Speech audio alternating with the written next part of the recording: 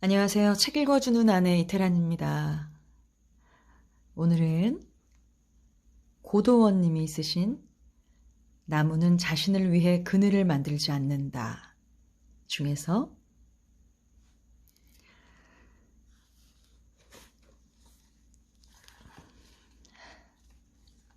마지막입니다. 사랑할 시간이 많지 않다.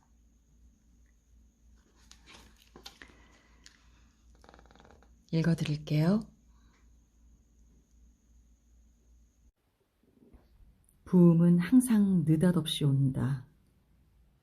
어느 날 느닷없이 꽃잎이 떨어지고 어느 날은 문득 아름다운 가을이 가고 겨울이 온다. 가을날 안간 힘쓰며 흔들리다 떨어지는 코스모스 꽃잎처럼 죽음은 항상 그렇게 느닷없이 온다. 신은 예고도 없이 사랑하는 사람들을 데려간다. 어느 날은 초등학교 단짝 친구의 부음이 들려오고 어느 날은 저녁까지 배드민턴을 치고 즐겁게 놀던 친구의 아들이 아침에 이유도 없이 죽는다. 항상 내 곁에 계실 거라 믿었던 건강한 어머니가 돌아가시고 오랫동안 연락하지 않고 있던 친구에게 안부 전화를 걸면 전화기 저편에서 누군가가 죽은 지가 벌써 한참 되었다고 말하기도 한다. 아, 부질없이 바쁘기만 했던 생에 보람 없으며 친구의 장례식장에서 그동안 너무 바빴던 우리들은 그제서야 만난다. 그동안 뭘 했는데 이리도 못 만났더냐. 연락 좀 하고 살게 이 친구야. 이제부터라도 자주 얼굴 좀 보고 사세나. 우리는 서로의 무신경을 질책하고 반성한다. 하지만 어찌 알겠는가. 이 부질없이 바쁘고 정신없는 시절에 어쩌면 다시 우리가 만나게 될 날은 지금 손잡고 안타까워하고 있는 친구의 장례식이나 나의 장례식 때일지도 모른다. 내가 누워있고 그 친구가 서 있거나 내가 서 있고 그 친구가 누워 있거나 그때 술을 한 잔 올리면서 우리는 죽기 전에 얼굴이나 보게 연락 한번 하지 그랬어 하고 친구를 탓할지도 모른다. 우리는 항상 바쁘다. 그리고 우리는 언젠가 다시 사랑할 기회가, 우정을 나눌 기회가 있을 거라고 믿는다. 남은 날들이 쇠털처럼 많은데 나중에 하지. 나중에 100배로 갚으면 돼. 스스로 위안하면서. 내 오랜 친구 중에 정순균이라는 친구가 있다. 순균이의 아들 종석이는 많이 아팠다. 의사는 순균이에게 더 이상 아들이 가망이 없으니 마음의 준비를 하는 것이 좋겠다고 말했다. 더 이상 가망이 없어요. 이제 마음의 준비를 하세요. 세상에서 가장 극심한 고통이 자식을 먼저 보내는 부모의 고통이라 했던가. 아들의 사형 선고를 들어야 하는 아버지처럼 불행한 아버지는 없다. 순균이는 아들의 병상에 앉아 조금씩 종석이에게로 다가오는 죽음을 지켜보아야 했다. 죽음에 임박하여 고통의 신음소리를 내는 아들 앞에서 순균이는 아들에게 조금이라도 더 용기를 주기 위해 소리내어 울지도 못했다. 순균이는 그저 산을 향해 조금이라도, 아주 조금이라도 더 아들과 같이 있게 해달라고 기도했다.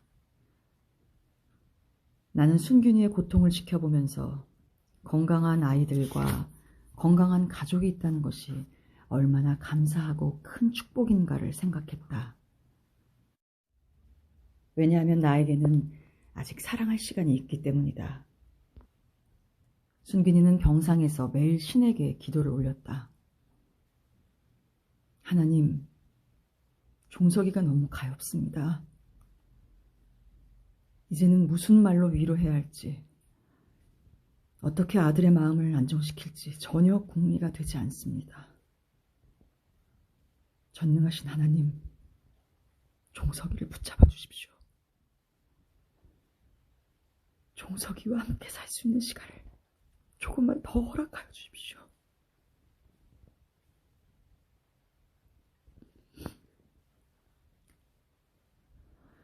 이제 순균이의 아들 종석이는 죽었다. 어린 나이다. 애비보다 먼저 죽었다. 종석이는 내내 착하고 귀여운 아이였지만 애비보다 먼저 죽었으니 불효다. 하지만 어찌 인간이 죽음을 탓할 수 있겠는가? 신의 뜻을 탓할 수 있겠는가? 죽음은 인간에게 주어진 운명이다. 모든 인간은 죽는다. 그러므로 죽음은 궁극의 허물을 낳는다. 이렇게 열심히 살면 뭐하나? 이렇게 열심히 돈을 모으면 뭐하나? 어차피 다 죽는데. 하지만 다르게 생각해 볼 수도 있다. 신이 가지고 있지 않은 것, 오로지 인간만이 가지고 있는 것. 그것은 바로 우리가 죽기 때문에 생기는 생의 절실함과 밀도다. 꽃은 왜 그리도 아름다운가? 그것은 바로 꽃이 떨어지기 때문이다. 청춘은 왜 아름답고 소녀는 왜 아름다운가? 그것은 청춘은 곧 사라져버리고 소녀는 곧 늙기 때문이다. 영원히 떨어지지 않는 꽃은 결코 아름답지 않다. 그것은 지루하다. 천국에는 없고 여기 우리가 사는 동네에만 있는 것이 바로 시절의 절실함이다.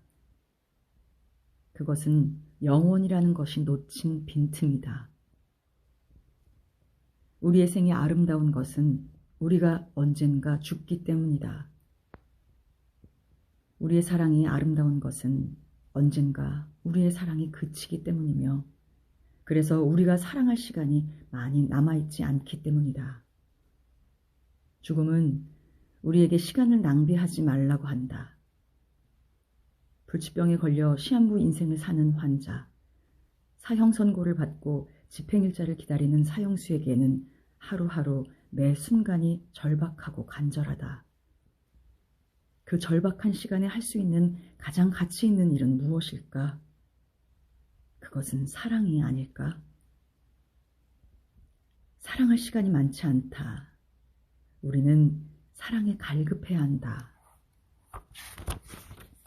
우리는 곧 늙고 죽는다.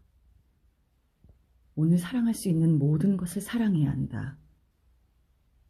살아갈 날들이 많다고 미룰 일이 아니다. 지금 당장 사랑하는 사람을 안아주고 고백하라. 너를 사랑한다고.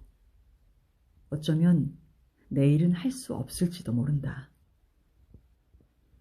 오늘 저 들판에 피어난 꽃들과 날아가는 새들의 날갯짓, 저 깔깔거리는 소녀의 웃음과 울고 있는 아이의 천진함, 저녁이면 동네로 퍼져나가는 된장국 내음새, 아내와 아이들, 잊었던 친구들, 이들 모두를 어떻게 잊고 지낼 수 있겠는가?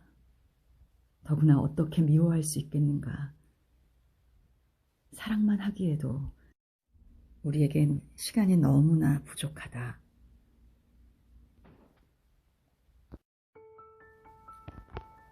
네, 이렇게 해서 저희가 말의 품격 이후로 두 번째 책을 완독을 했습니다.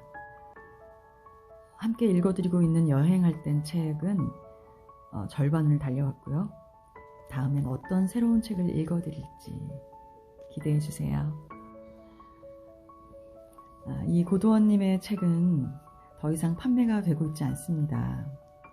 이유는 모르겠지만 주옥 같은 글들이 더 이상 세상 밖으로 나오지 못하고 읽혀지지 못하는 게 좀 아쉽네요.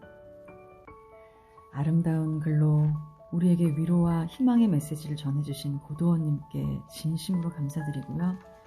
계획하신 모든 선한 일들에 축복이 가득하길 기원합니다. 자, 그럼 마지막으로 나무는 자신을 위해 그늘을 만들지 않는다 중에서 에필로그 읽어드리고 저는 인사드릴게요. 오늘도 끝까지 들어주신 여러분 감사드립니다. 사랑합니다. 에필로그. 나에게는 꿈이 있습니다. 나에게는 꿈이 있습니다. 언젠가 이 나라가 모든 인간은 평등하게 태어났다는 것을 자명한 진실로 받아들이고 그 진정한 의미를 신조로 살아가게 되는 날이 오리라는 꿈입니다. 언젠가는 조지아의 붉은 언덕 위에 예전에 노예였던 부모의 자식과 그 노예의 주인이었던 부모의 자식들이 형제애의 식탁에 함께 둘러앉는 날이 오리라는 꿈입니다. 언젠가는 불의와 억압의 열기에 신음하던 저 황폐한 미시시피주가 자유와 평등의 오아시스가 될 것이라는 꿈입니다.